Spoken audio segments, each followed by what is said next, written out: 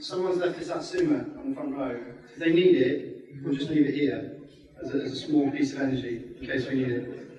Thank you very much. I'm Anne, this is Henry, this is Tom, and we're 1/5 of Golden Wolf. We're not all twins. It's just like a thing. So I hear that there are people from America and as far away as Asia who are here that you were all here earlier than us, and we only came from London. So, sorry. Without further ado, you've waited long enough, I shall begin. So, hi, everyone. Hi. So, first of all, please excuse any typos. This document was in no way created on the way up here or in the taxi. We were thoroughly prepared for today's events. Yes. So, as I said, we're 1/5 of Golden Wolf, and we're a multidisciplinary design studio based in Shoreditch. We work on anything and everything for big brands, small brands. We're fiercely local and also very aggressively international. We'll work with whoever wants to come our way, and we kind of specialise in motion graphics, 2D and 3D animation. Our interests include, but not are thoroughly. I'm really nervous, I'm sorry, I'm a terrible public speaker, if you've already gathered. Yeah, our interests include, but are not restricted to, Michael Bay, koala bears, and making cool shit. So we're here to talk about our dome experience that we made for Adult Swim for San Diego Comic-Con 2014. And without further ado, or any more of my fuck-ups, let's not ready yet. Yeah. Keep going. Not ready yet? Oh. Do you want us just to do the whole talk? And go for it? You'll just keep going? 6 minutes. 6 minutes? Okay. We can peel an orange. We can peel this out super for 6 minutes. Okay, would you like to see our making of before you see the dome? Yes. Okay, let's go. So just totally ignore this page. So Adult Swim approached us to create a dome experience for Comic-Con this year, and we said yes, and we had no fucking idea what saying yes was. We didn't even know what the dome was. Yeah, we had no idea. So in a room full of professionals who Are there any children in the audience? No, carry on. Sorry. If it helps, I am a relatively responsible parent myself, so we'll go from there. So, as I said, Adult Swim approached us with a developmental project for an experiential event that they were holding at Comic-Con this year, and I shall leave it over to him. So we're talking about, right now, we're going to talk about the 5 stages of making of the process of our dome, right? We relate this back to possibly the process of grief. So we have denial, anger, bargaining, insanity, and then acceptance. So we'll go on. So denial, stage 1. So when Adult Swim turned up and said, hey, like guys, do you want to work on this dome? They had a load of initial concepts and ideas of their own. They've been working on the process for probably about 6 months already, and their initial idea was to actually take and license footage and then line it all up again and just play it at Comic-Con. This wasn't cool enough for them, and then they also started with some actual 3D visuals they'd already started developing, and they just weren't happy. So they came to us and they had a set idea basically of the scenes they wanted, but they were like, can you guys really put a twist on it? Can you just make it a little bit different? We've seen the stuff you work on for like MTV and it's pretty crazy, so yeah, go down that route. So these are our initial concept boards for them. So they knew they wanted a roller coaster, standard roller coaster. And then they wanted something a bit weird, and then like an adventure of some sort. So some sort of driving, maybe on the sea, going through to a classic space. And yeah, so these are like our take on it. So we wanted to make it a bit madder and a bit crazier. We were like, hey, let's try and put some Escher stuff in there. Let's have everything out of proportion. Let's like definitely try and get a bum on it.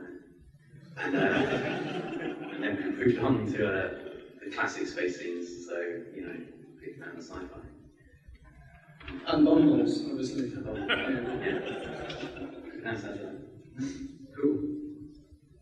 So, stage 2 was anger. So after saying, yeah, like, awesome, let's do this stuff, we don't know what we're doing, we actually realized that we probably have to make this thing, you know, like, oh my god, like, so we said yes initially, and we say that to everything we do, and it's really important to us that you just go, yes. And it doesn't matter what the idea is, like, that no one puts an idea down because it's too big and that we might not be able to create it. That's not important. The important thing is that the story behind it is strong. So the story goes first, and then the key to creativity for us is to then take that, like, yes attitude and figure out how the hell we're going to do it, and use the assets we have. So these are our initial storyboards. Started as sort of any other project. Yeah, so yeah, again, we didn't know what we were doing, so we were like, how hard could it be? You know, like 1K render, like you just scale that up 3 times, it only takes 3 times more to render, right? You know, like, easy. And so we approached it as we would with any commercial project, any advertising project. So we went through and started storyboarding, and this is what we came up with. So it's just to go through and just use it as a linear story as such. So, number 3. I'll give it bargaining. It's me. Are you again at mine? Okay, alright. So, bargaining. This was after the initial anger and remorse of accepting the project and figuring out how it is that we're going to do it, that we just tried to figure out as many different ways that we could possibly to create what we needed to create in the time that we had. I think we had roughly 14 weeks, and it was 10 minutes, and we're a studio of 15 people who have probably never worked on anything longer than 2 or 3 minutes before, and certainly never anything that kind of goes all the way around your face and involves lots of humans being in the same place at the same time. So what we did is we set out, as the guys have said, like any other commercial project, and we tried our best to figure out what each scene looked like, and to establish a kind of unique aesthetic that we had never seen in a dome before, we'd never seen in that format, that we thought that the target demographic of the type of people who would be at Comic-Con would enjoy, and something that we ourselves thought was really cool. It's not particularly the most inspiring frame that you see there. That is mainly due to time and what we could grab on hard drives before we left the office this morning. It does get a lot better, I assure you. Oh no, it does get better. So, also, here are our initial colour scripts that we did based on the storyboards. Sorry, I thought I accidentally deleted this page, so I sort of carried on as if it wasn't here.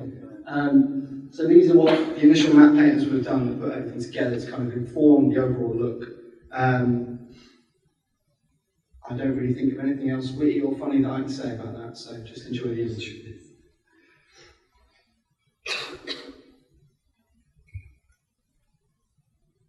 Insanity. It's where I come in. These are some of our style frames, you know, the artists take from those colour strips. You know, we didn't really know how to approach these. How do we do style frames in the dome format?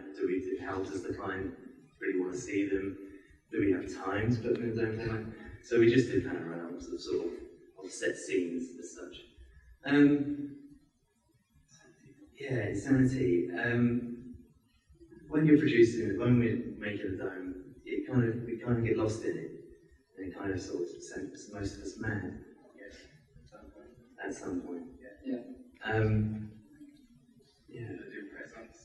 Oh yeah, like, you know, working out in the studio 4 in the morning, doing press ups, doing slow mo on your phone to get the highest jump. I mean, when you're rendering, when you're sort of in a project, and when we were sending things off to get rendered just as quick as we could, you know, send them away, we were rendering what we have in our studio, trying to find the best solutions of getting this stuff out, because we had no idea it would take so long, and we left it quite late to render anything. Tom did 4 or 5 days straight in the studio, 24 hours a day, and lost his mind entirely during the process. When you hit space dimension or dome dimension, I mean, it gets you. I mean, we made a bed on the window. Yeah, it was beautiful. It's beautiful, and it's a sad time when you sort of move into work. But, you know, it's all part of the love. Everyone else here has done that, surely, at some point. So here are some more star frames we have for the project.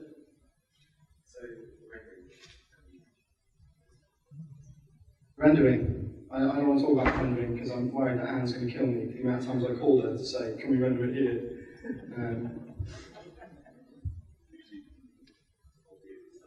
Yeah, more beautiful star frames.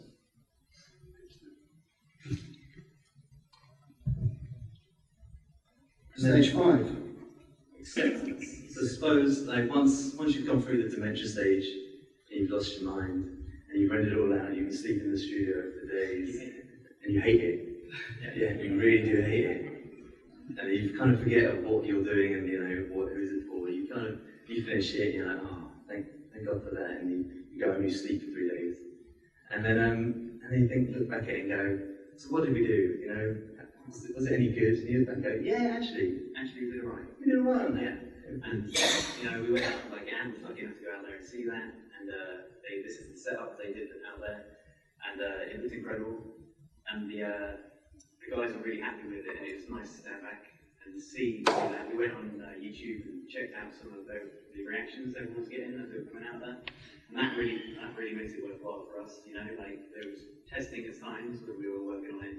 It's definitely a learning curve for all of us, and we definitely jumped at the opportunity to do it again, no doubt, because it just, payoff was really nice to see everyone's reaction when they were coming out of that. And as you can see from our beautiful talk, it was a very smooth process. So I really hope that we've done our best to instill confidence in you in Golden Wolf about dome creation. Are we ready to play our dome? Yeah. Just before we do, I'd like to take a minute to just take a moment to remember all those who laid down their lives so that our dome could actually be here today. Yeah. It did.